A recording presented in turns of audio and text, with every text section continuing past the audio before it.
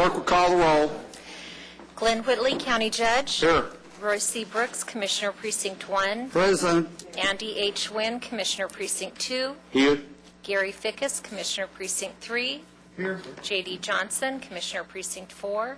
Here. Constitutes a quorum. Thank you. Our invocation this morning will be delivered by Dr. Ronnie Reese from the Beacon Baptist Church in Haltom City. Thank you for coming out today, and please remain standing after the invocation for our pledges. Let's pray, please. Father, we come to you this morning. We thank you for another day of life, first and foremost. Father, we thank you for our wonderful nation that we live in, and Father, we never want to cease to pray for those that have put their life on the line and, Lord, are putting their life on the line for us to have the freedom to be here as we are today. Thank you for our state, our county, and our city. Father, bless our country today, our city, and our county. Father, we pray today for rain. Lord, you know our need. Lord, pray for our economy.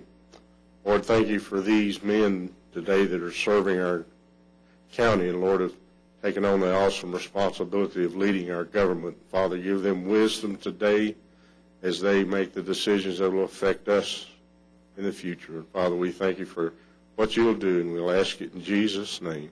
Amen. Amen. I pledge allegiance to the flag of the United States of America and to the republic for which it stands, one nation, under God, indivisible, with liberty and justice for all. On the Texas flag, I pledge allegiance to the Texas Flag. one state under God, one and indivisible. Thank you, Dr. Reese, for being out here today. Thank you, sir. Mr. Manius?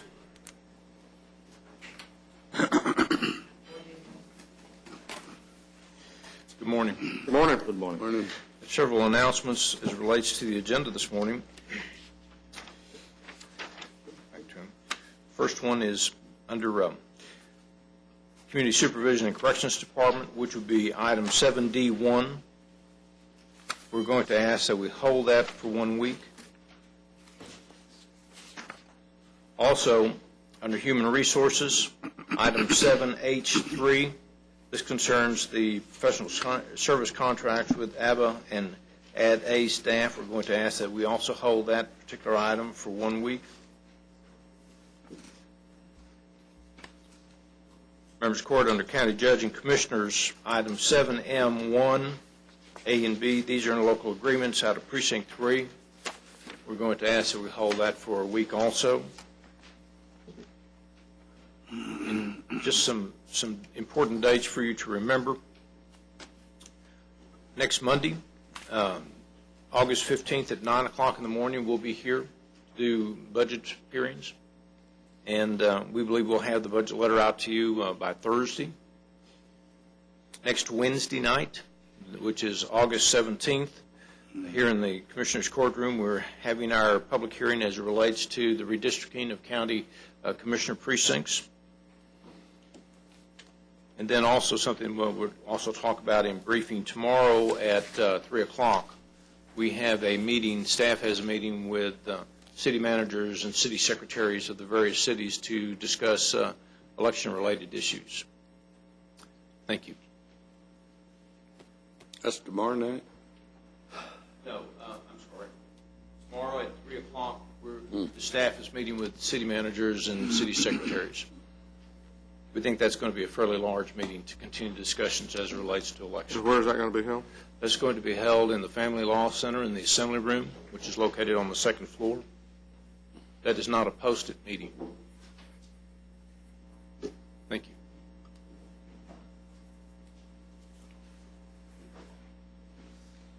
Court members, you have before you the minutes of our regular meeting of August the 2nd. Move approval. Second. We have a motion and a second. Any discussion? Please vote. Motion passes unanimously. You have before you the consent agenda excluding items 7D1 and 7H3. Move approval. Second. A motion and a second. Any discussion? Please vote. Motion passes unanimously. Mr. Manius. Thank you, Your Honor. Members of the Court, we have 9 items to bring to you this morning. The first two items concern agreements between Tarrant County and the Conference of Urban Counties, or the CUC, as relates to two different projects. One is the planning project for the criminal courts module of the adult case management system, and the second one is the planning project for the prosecutor module of the adult case management system. So, under item number 1, we're requesting that the court approve an agreement between Tarrant County and the CUC as it relates to the planning project for the criminal courts module of the Tech Shared Justice Shared Resource. Move approval. Second. We have a motion and a second. Any discussion? Please vote. Motion passes unanimously. Members of the court, on item number 2, we're requesting that the Commissioners Court approve an agreement between Tarrant County and the CUC as relates to the planning project for the prosecutor module of the Tech Shared Justice Shared Resource. Move approval of that as well. Second. We have a motion and a second. Any discussion? Please vote. Motion passes unanimously. Members of the court, the next two items that we're going to seek your approval on concerns Tarrant County government's effective and rollback rates and also the hospital district's effective and rollback rates. And if I could just talk a little bit about what these are. We're required under the tax code to consider a proposed tax rate that basically is embedded within the truth in taxation process. When the proposed tax rate exceeds the rollback or effective tax rates, whichever is lower, the taxing unit has to take the governing body has to take a record vote to place this proposal on future agendas. Both the hospital district and the county's current tax rate, which we are going to be recommending to you, are below both the effective rate and the rollback rate. So what we're going to ask you to do on items 3 and 4 is simply to receive and file those, because there's not a need for a formal vote. So move. Second on both items. We have a motion and a second. Any discussion? Please vote. Motion passes unanimously. Members of the court, the next 3 items concern contracts or agreements with KPMG, who is our outside financial auditor. On item number 5, we're requesting that the court approve a letter of engagement between Tarrant County and KPMG as it relates to the services for outside auditor for the fiscal year ending September 30th, 2011. Move approval. Second. We have a motion and a second to approve items 5, 6, and 7. Please Yes. vote. Motions pass unanimously.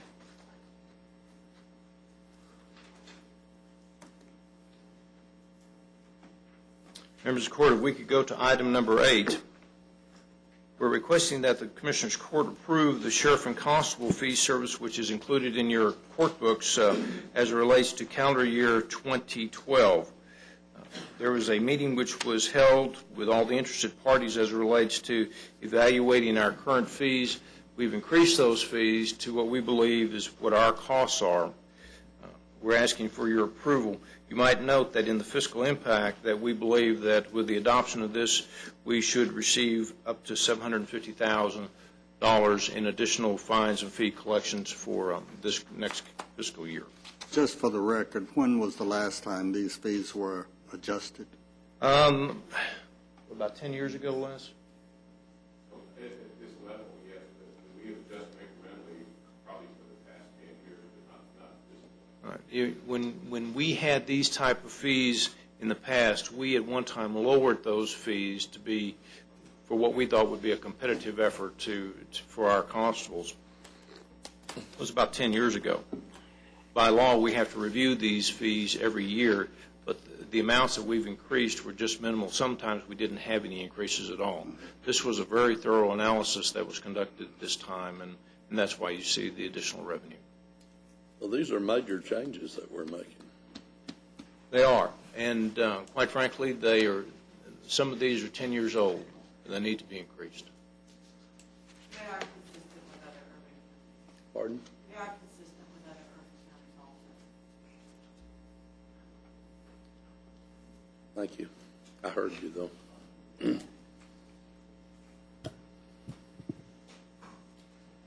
Move approval. Second. We have a motion and a second. Any discussion? Please vote. Motion passes unanimously. Finally, members of the court, on item Now, number those will 9. go into effect, again, January 1st, They will. 2012. But we're required to have this action prior to October 1 in order to have them go into effect January 1. Members of the court, our final item is item number 9. We're requesting that the court approve an exception to the county's travel policy as it relates to Constable Precinct 2. I move for approval. Second. We have a motion and a second. Any discussion? Please vote. Motion passes unanimously. Thank you. Thank you. Thank you. Ms. Tidwell?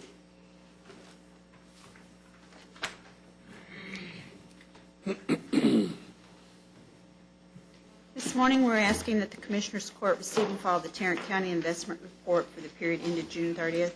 And I would just comment that our goal remains to have the return of our investment versus we'd like a higher return on our investment, but we're still trying to maintain safety of principle always first. Move to receive and file. Second. A motion and a second. I was talking with someone the other day. In your investment policy, does it require you're investing in AAA or better?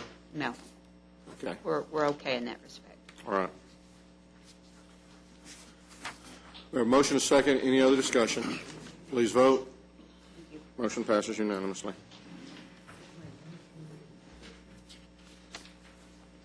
Ms. Glenn? Good morning. Good morning. We have 2 items for the court this morning. The first item, we're asking the court to receive and file the personnel agenda. So moved. Second. We have a motion and a second. Please vote. Motion passes unanimously. Our second item, we're asking the court to approve a waiver of terminal benefits for Precinct 4, the traffic control technician retired at the end of July with 400 vacation hours. Precinct 4 is requesting a waiver of 344 of those vacation hours effective August 10th, tomorrow. The fiscal impact to the Road and Bridge Fund is estimated to be a little bit more than $7,800. Move approval. Second. We have a motion and a second. Any discussion? Please vote. Motion passes unanimously. Thank you. Thank you. Mr. Beecham.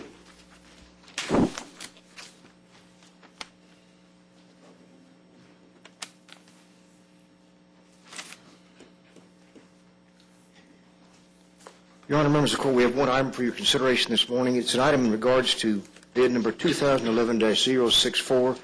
This is our semi-annual contract for sale of recycled paper and other recyclable materials. We are recommending rejection of all bids and asking permission to rebid with revised specifications.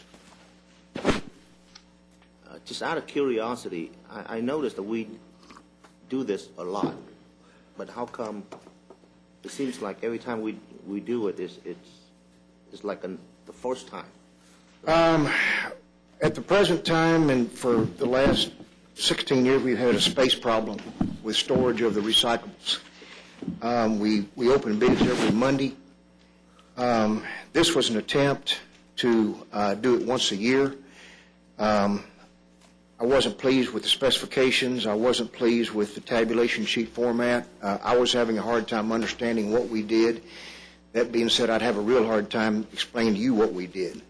We're going to go to a format where we do it once a year. Remember, for the last 16 years, we've awarded the sale of that recyclable material by the ton.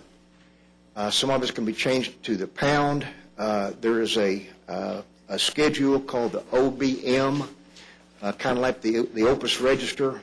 We felt like that while we were, with your permission, tweaking these specs, Mr. Phillips is going to make a presentation to the court talking about his vision of increased revenue, and our plan is to award it to one or two vendors and only do it once a year based on that schedule. So it was not a bid I was comfortable in bringing a recommendation to you until we tweak it.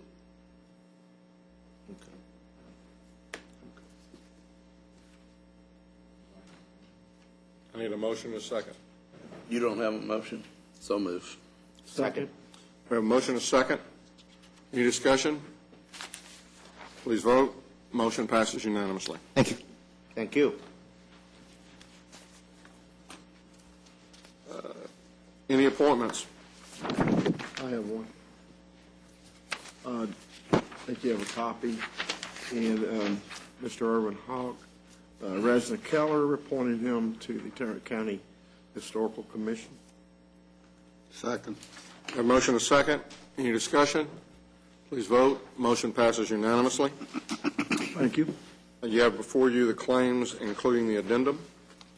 Move approval of the claims, including the addendum. Second?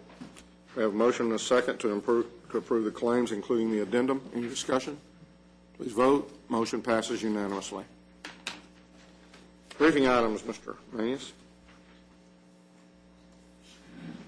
Thank you, Your Honor. Members of the court, we have one item to bring to you this morning. That is the first one as it relates to the local elections. I've asked Mr. Rayburn also to be available to answer any questions you may have at this time. I'd just like to talk a little bit about this and then turn it over to Steve for his comments. As you know, because of federal requirements now that we have to start mailing out ballots 45 days before the elections, and also because the state decided to maintain the primary date as the existing primary date, it has caused problems with how we run elections, not necessarily at the county level, but you also know that we run elections for most of the municipalities and school districts here in Tarrant County. Because of some of the timing as it relates to those elections, there is going to be a need to diminish the number of voting machines that have become available on the primary date so that we have adequate machines to assist the cities and school districts in their elections. We have made a presentation to the Mayor's Council the other night and talked to them a little bit about what we think can happen so that we can solve that problem. And it really looks like the major issue is going to be a need for the different political parties to hold joint elections in the primaries.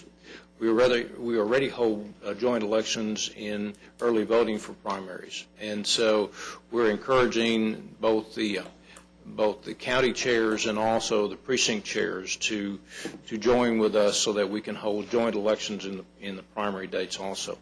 That would free up enough machines so that we believe we could hold the city elections and the school district elections. That's the issue we're going to be talking with the city managers about. I know that some of you have received calls from your managers and maybe even from your school superintendents as it relates to this. Steve has conducted one meeting. We've come back and reorganized and tried to find a way to solve this problem, and we're going to have another meeting tomorrow. And our goal is to solve the problem that saves taxpayers' dollars, both at the city level and at the county level also, and still fulfill the needs and the requirements of the various election restrictions that have been placed on us. So I did ask Steve to come. If you do have any questions, obviously he's the man that understands this better than anyone else. So, Steve, do you have any comments? GK, and Steve, I want you to come up, but you said something that I have a question about. Yes, sir. You said that the problem was the primary election and then the municipal election. Primary elections in the first Tuesday, if it's not a Monday, in March? It's first Tuesday in March. Okay. And the local election is the Saturday, first or second Saturday in May?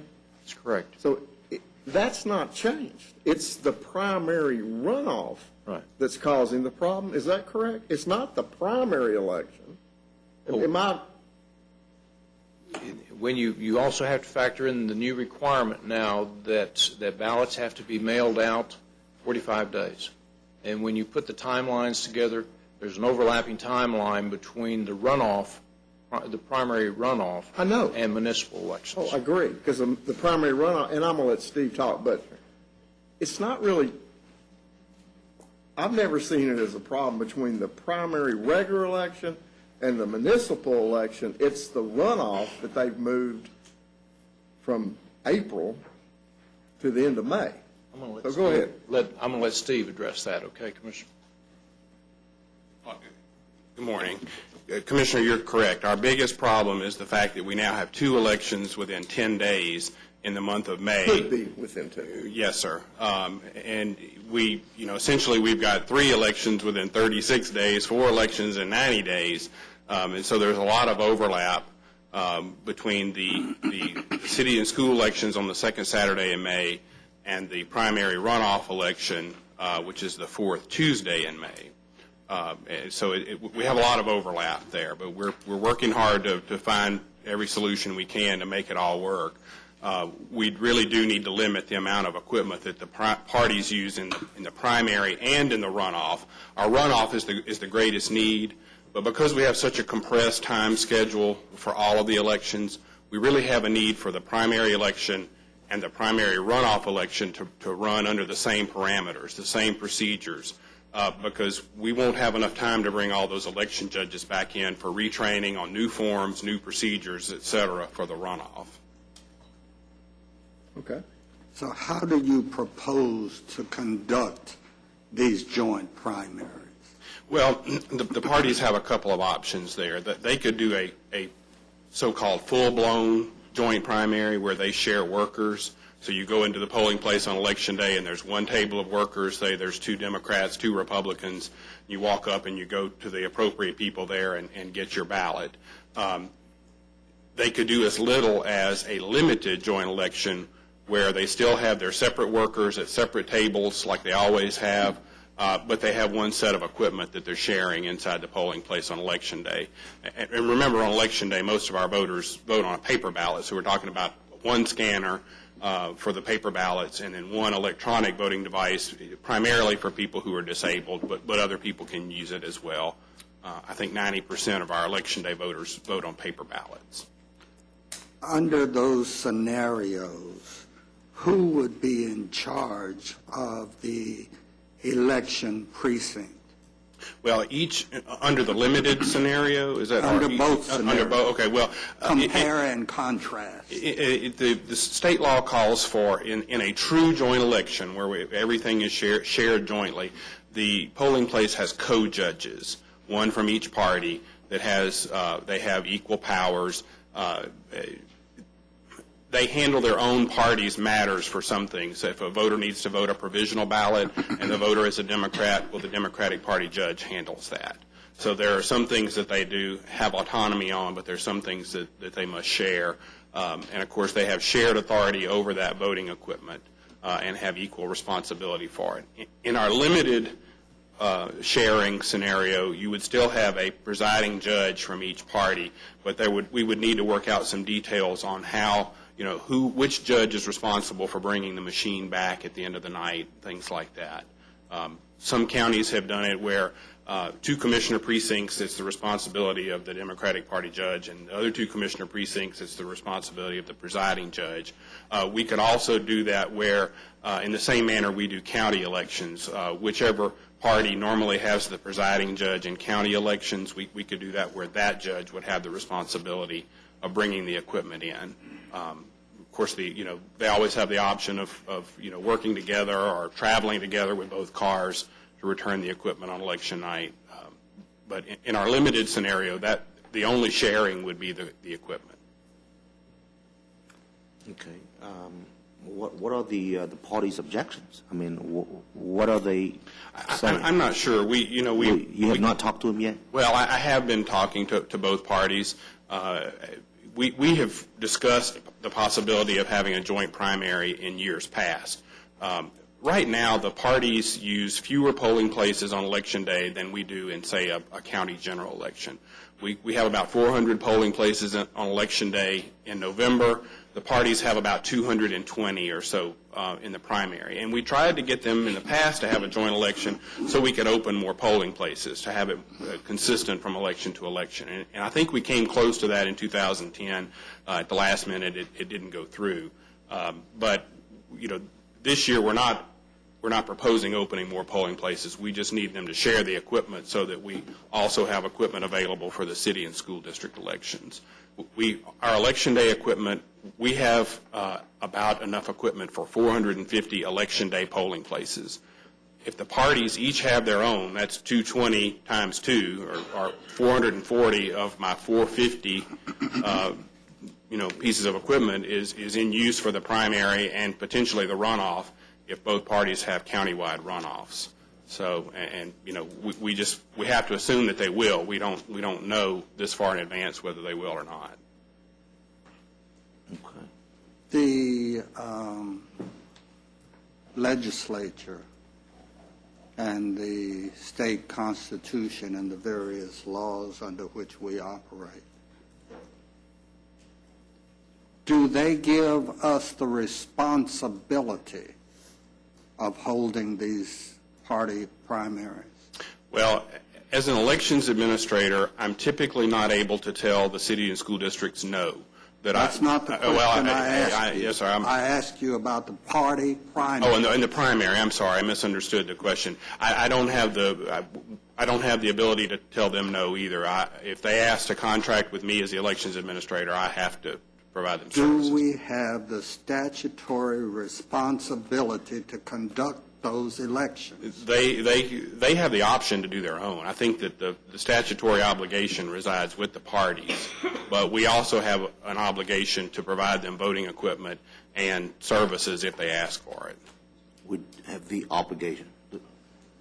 We must. Yes, I do as the elections administrator for sure, and the county has an obligation to provide the voting equipment, although there does seem to be some statutory authority for the court to limit how much voting equipment could be used. Are the chairs of either party, are they going to be there at the meeting tomorrow? They're both aware of it. I'm not sure if they'll be there.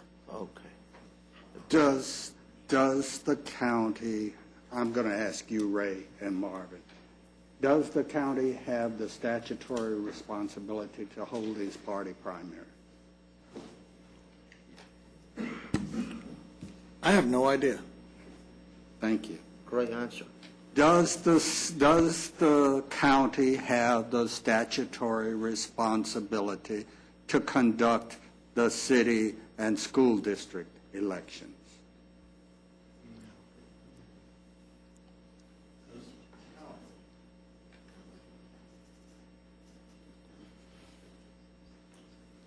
I think these answers are readily available, but I don't know them off the top of my head. I think those are important questions. What is it that we're required to do as a county by the legislature and by the state? And what is it that we're doing which is optional?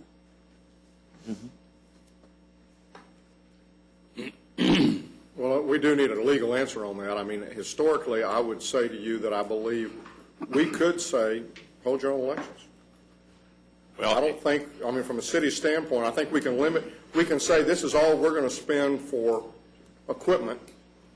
And, I mean, a city they have the ability to go out and do their own elections, don't they? They do, yes, sir. And if if they didn't like the number of machines or they don't like what we offer from that standpoint, they can hold their own elections. Yes, sir, they can. I just have a problem with the fact that staff has focused on one solution to this problem, and that is to ask the parties to hold a joint primary, when there are other solutions that we are not fully exploring. What would those be? For the cities to move their elections to either November or to an odd-numbered year. Those are the ones that have been outlined by the legislature. Well, I mean, I think they have, I think what the cities have said to us, or at least what I've heard from the cities, is we don't like the alternative of moving to November, and we don't like the alternative of moving to odd-numbered years. And their indication has been that other large counties, for whatever reason, for different reasons, have been able to accommodate the new requirements without forcing their elections to go to November or odd number years. And so I guess what I would be saying is if Harris and Bear and Dallas and these other large counties can do that, then why can't we? And the alternative then is, what alternatives do we have? I mean, as I understand, one of the alternatives is for us to spend $2.5 million and buy more machines. That's not a good alternative as far as I'm concerned. And that's not one of the alternatives that I placed on the table. Well, the only two I heard you place on the table was November elections or odd number years. And what I'm saying is And that we have, those alternatives are predicated upon the question of what is our statutory responsibility? well, I understand that, Roy, but I guess regardless of what our statutory responsibility is, we do a lot of things around here that we're not required to do. And we do it because the cities and because we're trying to cooperate with the cities and with everybody and, keep everything as collaborative as possible. And so I'm just saying that, no, we're not required to do that, but I think we all would like to find an alternative that the cities were as comfortable with as we might be. I would like to find an alternative that meets everybody's needs. I don't want to find an alternative that just meets the cities and school districts' needs at the expense of the party's needs, and I don't want to particularly find an alternative that meets the party's needs at the expense of the cities and school districts' needs. There's got to be a way to get to yes here without telling the parties that we're going to favor the cities and the school districts over you. We haven't heard from the parties saying no yet. But our strategy is predicated upon meeting the needs of the cities and not meeting the needs of the parties. Well, I am totally against putting a municipal election in November. To take a nonpartisan election and put it in November doesn't make sense. The cities don't want it. The ones in my precinct don't want it. So I'm going to be, and I have heard from almost every city in my precinct, and I appreciate y'all putting this meeting together for tomorrow. I know that we're going to come up with a solution, but I hope that solution is not moving an election to a municipal and school board election, putting that in with a partisan type election in November. I think that's a mistake. The cities don't want it. I don't want it, and I would hope this court doesn't approve that. So, Well, it sounds to me that we basically have two basic alternatives. One is every parties involved work together to come up with a consensus. A win-win-win-win for everybody. And that requires dialogue and conversation. That's right. Win-win? A win for And the other alternative is for us to spend about $3 million to buy 250 machines. And that's the other alternative. So either we work together, cities, parties, county, to come up with a solution, or we spend more money from the taxpayers. Or somebody spends more. Or somebody's going to do that. That's basically the two basic alternatives. I think that's correct. If we move forward with the same scheme that we've done in the past, where we are providing these services to the cities and school districts, we have to either find more voting equipment than we have, or we have to limit how much is used in the other elections. I mean, that's the only way the math works out with the equipment that we have. If you look at that as an alternative, then one of the things I would be interested in is if we end up having an additional cost of $2.5, $3 million, can we spread that cost among the parties, cities, school districts, or is that something that the county has to absorb? We would mostly have to absorb that cost. The statute only lets us charge the parties $5 each per voting machine in the primary elections, and we charge, the cities and schools, we charge a varying amount depending on the kind of equipment. We can charge them under statute up to 10% of the purchase price in a given election. Our rental rate has previously been a good bit lower than that. It's based on the life of the equipment, how much we paid for it, how much our ongoing maintenance. The scanner, I think, is about $150 for the election. The other devices are around $100 per election. can I ask Ray something? Well, excuse me just one second. That was what we're charging. What's the cost of the scanner and the The scanner is about $4,500. I'm sorry, about $5,500. The ADA machine in the polling place is about $3,000, and the controller is also $3,000. So you're looking at about $12,000 worth of equipment just with those three items in the polling place on Election Day. Ray, because the county controls those machines, does this court not have any authority to guide this decision and make some determination that we're going to provide this many machines? And I don't want to, but us make that decision? I think it's, Instead of the parties making that decision? well, I think you've asked the question similarly to the way Commissioner Brooks asked it. I think it's relatively the same question that I still don't know the answer to, and we're getting no real help here from this little device. So. Sam, no? Hi. Ray doesn't know I'm speaking.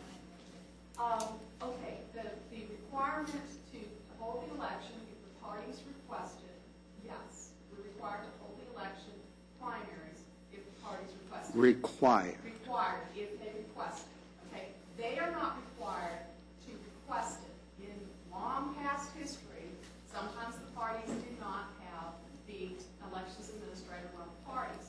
Their experience with that taught them that it was better to ask to run the primaries. But no, that is one of those, we sit and wait, and if they ask, we have to do it. If they don't ask, we don't have to do it, okay? The question about the limitation on the number of election machines and whether you as the county can do that. Yes, you can. The election code 123.033 does allow you to make some limitations on how many machines you might make available to parties, which would perhaps limit the options that they would have in how they run their elections. So I know I came late to the discussion, but if that is what you're asking, that I can answer. How does pre-clearance under the Voting Rights Act figure into that decision to allocate equipment? I think that you would have a pre-clearance question if you change the numbers of your election sites, or if you're going to change anything about how you run the election. So is it probable, without having researched it, it's probable that you will have a pre-clearance issue. I don't know that it would be a major issue. It certainly is something that has been done in other parts of the state. But as to would you need to go through that process, you almost always have to go through that process anyway with any kind of change that is made. Can you answer the question about whether or not the county is required to hold city and school district elections? I don't know the answer to that, but I'll be happy to get back to you. Do you know how other urban counties handle the same situation? Well, it's varying. Some counties have agreed to hold their May elections. There are some counties, I think, that are still on the fence or, have initially said no and trying to figure out how they're going to do it. Harris and Travis, last I talked to them last week, they were still in the no, we're not going to do the May elections, but we're going to see maybe if there's a way we can. I know Dallas County has said that they would. Bexar County is. The situations differ across counties.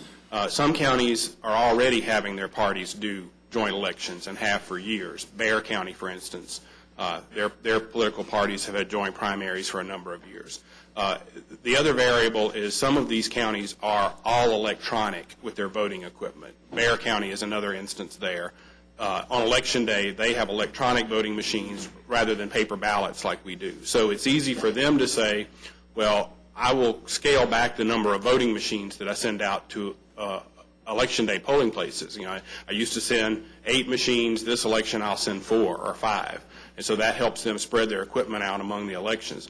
Since we use paper ballots on Election Day, we have a minimal implementation of equipment at Election Day polling places, and we can't cut it back. That polling place always gets the same amount of equipment, no matter if it's the presidential election or if it's the smallest city in the county holding an election. I see. One of the things we might do is get our county election commission, have a meeting of that group, just simply, that includes the two party chairs, tax assessor, collector, county clerk, and myself. And so we might call a meeting of that group in the next week or so. Yes. That is now required to be an open meeting, is my understanding. Ann? It is required to be an open meeting, but the statute also is very clear that while that might be an advisory input from that group of people, the actual duties of that commission are very limited, as you know, just to the hiring and employment of the elections administrator. So everything else is not actually a duty or within the power of that commission. But it would be good to get together and at least discuss it and see what hurdles there are out there. And it would be good to post it as if it followed the Open Meetings Act so that that question still exists. Mr. Maxwell, you've got a meeting of your group, I believe, this evening. That's correct. Any comments or that you would like to make at this time? You've heard the discussion, and if you would like to, that's fine, and if you would not, that's fine too. I'm glad to. Okay. Come on forward and let's get you on the microphone so everybody can hear you. We do have a meeting tonight. This, as Steve mentioned, this is not the first time the joint primary issue has been presented to us for a number of reasons, some of which may have been good and some of which may have been not so good. 2 years ago, both the Republican Party and our party decided this was not a good idea to do joint primaries, and so the issue was passed. The way I'm looking at it now, and the new legislation that's created, this gives us the option of, okay, we move everything to odd-year elections, which means we would basically be doing it exactly the way we're doing it right now. If they had not moved this deadline back to May, then we'd be doing things the way we've done them for many years. We hold the primary in March. We hold our runoff election in April. We hold municipal and school board elections in May. The machines are used for that purpose, and the money is spent, the way it always has been. If we move these elections to odd years, we're going to be doing it exactly the same way, except in different years, but the money being spent stays basically the same. Or we move all the elections to November. I understand Harris County has been doing that for a while. Is that right? City of Houston. So there's at least some template for that being done. Now, obviously, that option accomplishes the purpose of saving a lot of money, because it does away completely with municipal and school board elections held at a separate time, and it allows use of the same facilities for polling places and the same voting machines. Or then there's the third option that Commissioner Brooks pointed out, which is being talked about right now, which Steve has proposed to us, and that is, okay, since the elections, any runoff election that we have as a result of our primaries, and then the municipal school board elections are so close together that it's going to interfere with the way we make use of these voting machines. We've got to come up with a way to do that so we don't have to spend $3 million to buy new machines just to accommodate that municipal or school board election that's going to be done close to when our runoff election is. To me, that offers this proposition. Either we spend the money, which nobody wants to do. I'm going to tell you right now, when I talk to our people tonight, I'm going to say we don't want an option where Tarrant County spends $3 million. And I will not support that. We also can look at it like, now Steve said something earlier, and I'd like to look into this, because I wondered, well, how about just a joint runoff election as opposed to a joint primary? And Steve said, well, the problem with that is it may require additional training for our judges because the runoff ballots are different and the issues are different. I'm thinking, why not incorporate what happens in a runoff election into the training that is done in January in February before the primary election, so we've covered that.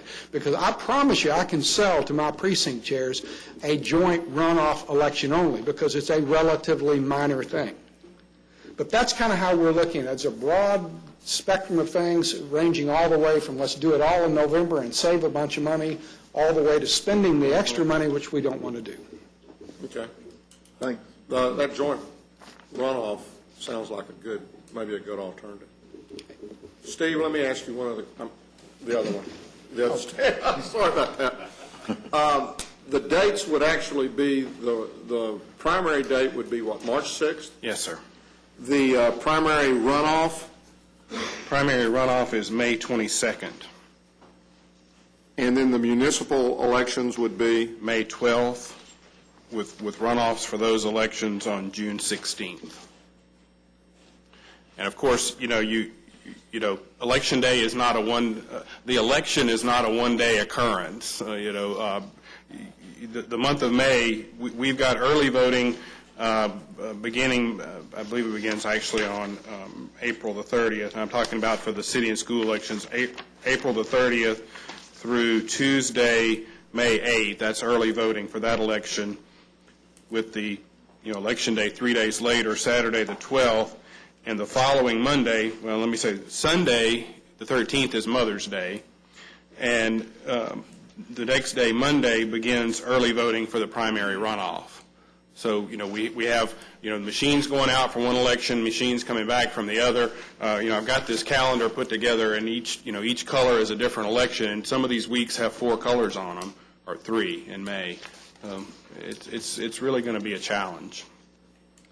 I think it bears noting for the record that this is not a problem of our making. This is something that was created by forces outside of Tarrant County, and we're trying to figure it out so that we can do things efficiently, economically, and with the least disruption to the electoral process that we can manage. Well, Commissioner, and I just want to say that, we started off with this process telling the cities and school districts that we didn't think we would be able to conduct their elections because of these kinds of problems. Senate Bill 100, the vehicle that brought all of this about, gave options to those cities and school districts, and for the first time gave us the option to tell the cities and schools no, for that particular May of even years, that we wouldn't conduct their elections. Well, there was a lot of outcry, and we went back to the drawing board to again look to see how we might be able to do it. And of course, our only solution to be able to meet their needs, to keep their elections in May, if that's what they want to do, of an even numbered year, is to limit this amount of equipment that we use. But we've been really trying hard to make this happen or make this work if we can. The county had some embarrassing election situations in 2006, right before I got here, and I've really worked hard these 5 years that I've been here to make sure that we don't repeat anything like that. And this kind of thing is a little bit scary, when you've got all these elections on top of one another. And we're going to do our best, absolutely, if that's the situation we find ourselves in. But it is a difficult situation to accomplish. Moving the city election into November, I don't think that's going to be acceptable to the cities because it's a non-partisan nature, right? So those elections have become more partisan every time they hold one. Well, that's true in the bigger cities, but I don't think it's true in a lot of the smaller ones. The smaller ones. I want you to go through those dates one more time, because Yes. For the primary, election day is March 6th. What's your early dates? Early voting for that election,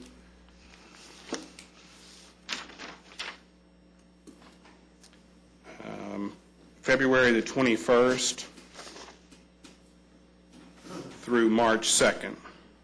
Okay, and then the runoff is May the 22nd? Primary runoff day is Tuesday, May the 22nd, with early voting occurring May 14th through the 18th. Can I ask a question? You can. Mr. Reagan, I know we have Commissioner Lee, I'm not sure if this before heard about the time it takes to recalibrate the machine in between elections, and I arrived late, so I don't know if that has been explained. No, that's not something we discussed. Judge, did you want to finish these dates before Yeah, finish the municipal elections. Election day is Saturday, May 12th, with early voting occurring April the 30th through May 8th.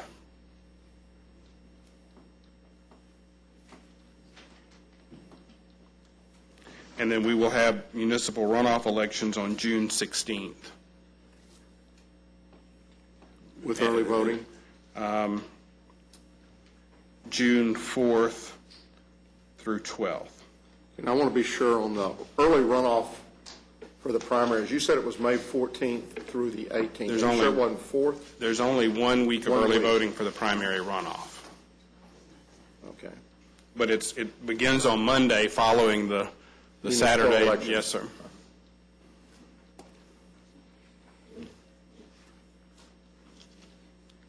Okay. Now to recalibrate the machine? Well, we have to begin our testing of the voting equipment about 50 days before Election Day is held. You know, we have the 45-day mailing requirement. We have to do certain statutory testing of our databases and some of the equipment prior to Election Day.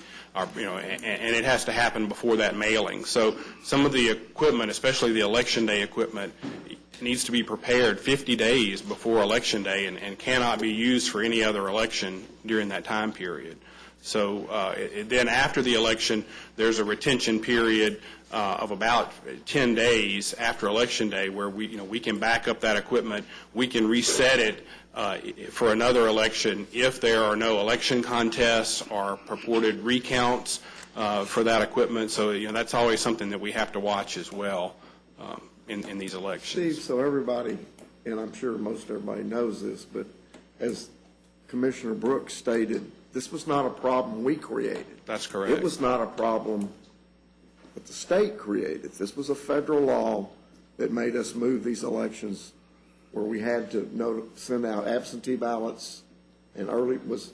Well, it was 45 day. The new federal law is we have to be able to mail ballots to military and overseas voters at least 45 days prior to Election Day. There have been problems in previous federal elections. Never really a problem in Texas, I don't think, mostly in other states, where military men and women didn't get their ballots on time to turn them around. And so that's why the primary runoff election had to be scheduled later so that we had that 45-day window between the primary and the primary runoff election to send those ballots overseas. They sending those things by swimmers? I would point out to my learned colleague that Senate Bill 100, although it may have been a response to federal action, that's a state bill. Well, but it is reaction to a federal bill. They had no choice. Yeah, but they had options. They could have moved the primary. They could have done other things, which they chose not to do. Other questions? Have the party chairs been invited to your meeting tomorrow? Yes, I have. Okay. So they're aware of that, and they'll be there, or hopefully will be there. I see Steve shaking his head. Mr. Maxwell, would it be helpful to have a representative from the elections office at the meeting tonight? I think it would be helpful so that my precinct chairs understand all of the very same issues that have been talked about in this meeting today. I mean, these are not real easy issues to grasp. Absolutely. Somebody with the ability to lay them out clearly would be welcome. Are you available, Yes, sir. Mr. Rayburn? Yes, sir, I can be there. 7 o'clock tonight at the UNT Health Science Center. Thank you. Any other questions? Thank you, Steve. Thank you. Thanks, Steve. Your Honor, that's all we have at this time. We'll now recess our open meeting and proceed to close to discuss items exempted under sections 551.071, 072, 074, 076, and 087 of the Texas Government Code.